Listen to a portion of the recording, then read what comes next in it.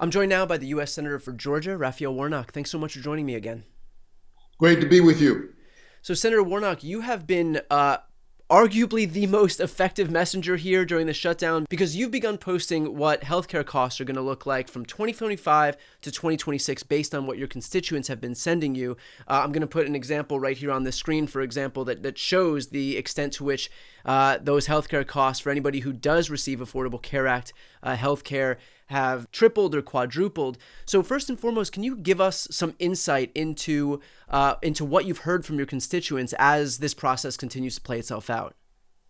Well, let me be very clear, and this is what I tried to do in that post that you referenced. Nobody wants to shut down. At least I don't want to shut down. The members of my caucus don't want a shutdown. I know firsthand the pain that federal workers, for example, are already experiencing by the ways in which the Trump administration has already been shutting the government down. But here's what else I don't want. I don't want the people that I represent in the state of Georgia to have their premiums hiked so much that healthcare becomes literally unaffordable. And that's what's slated to happen in a matter of weeks. As people watch their premiums, if they're on the ACA marketplace, they will see their premiums perhaps double, some triple, quadruple. Working class families can't afford that. That's what this is about.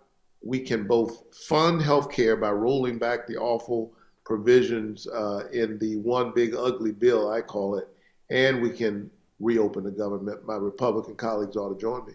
Senator, this is not an issue that's only going to impact Democratic voters. In fact, the recent ACA enrollments in the last 5 years have been disproportionately in states that voted for Trump, including West Virginia, Tennessee, and Texas. And so how are your Republican colleagues thinking about the actions that they're taking, which, if they don't meet Democrats halfway here and extend these ACA subsidies, it's going to be their own constituents in their own states heading into an election year, by the way, that are going to see all of their healthcare premiums surge. And so how are your Republican colleagues thinking about this moment?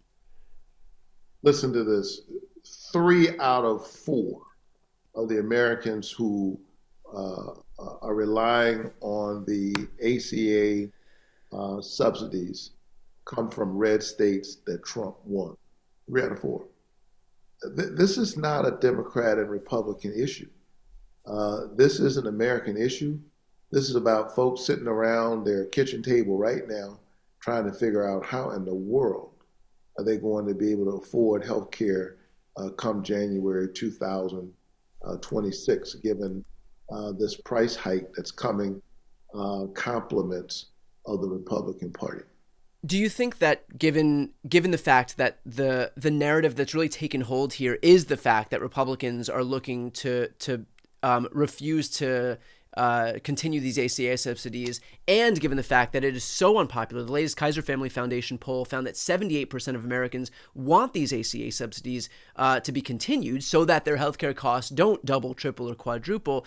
Do you think that there is any indication, at least from Republicans or Trump, that they are going to come back to the negotiating table and meet the Democrats where they're demanding that these are increased?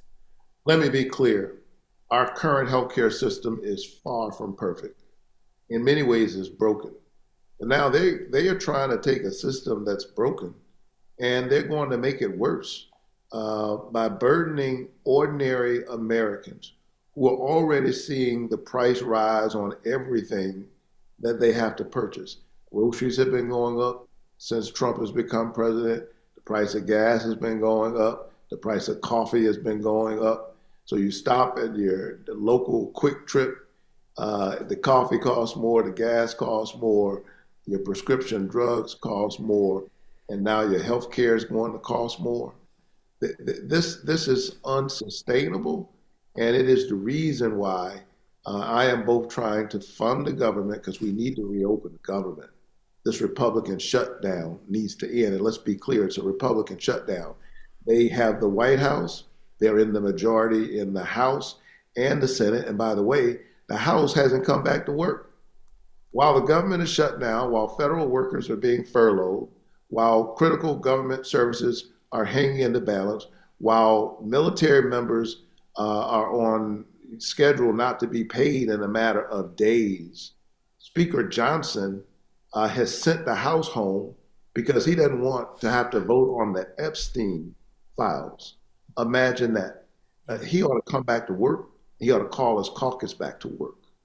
What was your reaction to seeing the fact that even Marjorie Taylor Greene came out against the Republicans' unwillingness to do anything about the fact that Americans are about to see their healthcare costs double? I mean, she came out and she posted that she's not exactly a fan of the ACA, but the fact that Republicans and their leadership have no plan to address the fact that in just a few months from now, healthcare costs are going to double, triple, or quadruple, that she's not on board with that.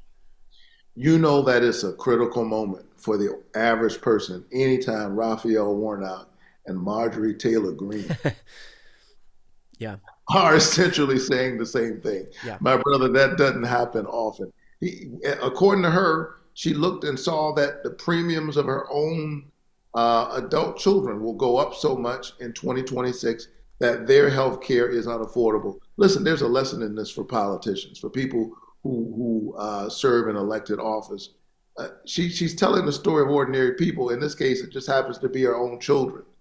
And that we are in this fight in the first place, raising the healthcare premiums for ordinary people in order to give billionaires, multi-billionaires, a tax cut, shows you how disconnected and clueless too many people in this town are. They ought to come back to work, sit down, let's work on a bipartisan proposal. I don't expect them to see this the way I see it. They're not going to do everything I want them to do, but they're refusing even to talk. They're refusing to come to work. Meanwhile, workers are being laid off and people are watching their healthcare premiums go up. Senator, you have the blessing and the curse of coming to us from a purple state, a true purple state. And I'm just curious, in Georgia, what has the response from folks who you've spoken with about this impending healthcare crisis? What's the response been like? And I'm especially concerned, not just from those, true blue Democrats out there, but from independents or Republicans who recognize the extent to which they were sold a bill of goods by a party that swore up and down that they cared about the cost of something so granular that they were talking about the price of eggs. And yet now, not only have they presided over increases in costs of everything because of this trade war, but they're in the process of closing down rural hospitals. They're stripping Medicaid away from millions of Americans. Right now, they're looking to double, triple ACA subsidies. And so, what have your conversations been like with those people? Well, I was down at Evans Memorial Hospital in Claxton, Georgia, a while ago. This is a red district. Those folks, most of the people in that district didn't vote for me, but I came by to see them because I care. And they have a small rural hospital there that, like all rural hospitals, is barely holding it together anyway. And now they're going to see, as a result of the one big ugly bill, about a $3 million cut to their hospital, and they're trying to figure out how to hold it together. They may have to close their ICU. Imagine that you're in a rural town, Yeah. and they have to close your local ICU. This is untenable, it's unsustainable, it's unjustifiable, and that's why I think my Republican friends are hearing from their constituents. By the way, there's a reason why 3 out of 4 of the folks who are relying on these ACA subsidies are in red states. It's because these are the states like Georgia that have not expanded Medicaid. And so because of that, they need these subsidies even more. Republicans need to focus on the people and not the politics. And if we do that, we can figure out a way to get this done for the American people. And finally, let's finish off with this. Senator, you and I have spoken before. We've spoken about the fact that I'm very secular, but you have become kind of my moral compass in Washington for all things faith related. And so I'm curious in this moment, as we see this issue of the potential for healthcare costs to surge, bearing down on us, as we see these ICE raids terrorize communities across the country, as we see fascism continue to take hold in this country. Where do you draw some hope from? I know there are a lot of people who pay attention to politics on a daily basis, and for whom the helplessness and despair kind of weighs down so heavily because of what we're seeing around us. And so I'm curious, from your vantage, where you draw some hope from. Well, I'm not going to sugarcoat it. And a faith that is real and mature doesn't, fantasize about the world in a way that's unrealistic. These are tough times, and there are those who are attacking healthcare, who are attacking immigrant communities, raining down terror in communities all across our country. But here's something else that they're trying to do. They're trying to weaponize despair. They're trying to flood the zone and so overwhelm us that they will convince us that they've already won. And if you're convinced that they've already won, then you stop fighting. And when you stop fighting, they do win. And so our job is to recognize that this moment it is not about the people in power. It is about the power in the people. And as a man of faith, here's something that I have noticed about evil as I read the scriptures that guide my life as a Christian, as I think about the events of world history. Here's the thing about evil. Evil always goes too far. Evil always gets a little bit too impressed with itself. It's filled up with hubris. Evil always goes too far, and because it goes too far, it contains within itself the seed of its own destruction. Our job is to help it to do what it does, to keep fighting the good fight, to remind each other that at the end of the day, we're all we've got. And again, these are tough times, and it's going to be tough for a little while here. But let's keep the faith. Let's keep pushing. Well, I appreciate the optimism. If you end up back preaching at any point, let me know. I think me and thousands and thousands of people watching this right now will be happy to sit there and listen to you. So 10 a.m. any Sunday morning, brother. That's it. I'm not Ebenezer Baptist Church where Dr. King preached. That's a standing invitation, Brian. All right. Well, I'll take you up on it. I promise. All right, Senator. Thank you so much for the words of optimism here and for taking the time today.